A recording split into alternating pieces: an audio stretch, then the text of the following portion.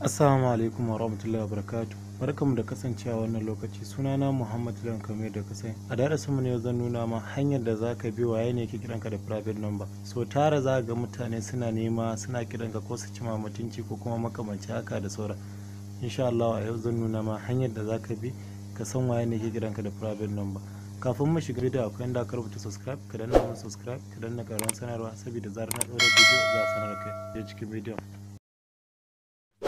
To kamar yadda na ce zan nuna muku yadda zaka ga waye ne kira ka da private number. To waɗannan abubuwan na gwada a Infinix da Samsung ne, su ne waɗanda na tabbatar da suna yi.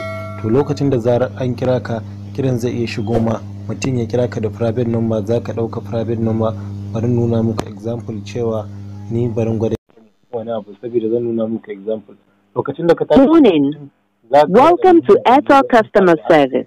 Would you like to renew any of your current bundles? Press 1 to renew. Press 2. Don't select. You have exceeded the maximum number of trials. Thank you for calling Airtel, the smartphone network.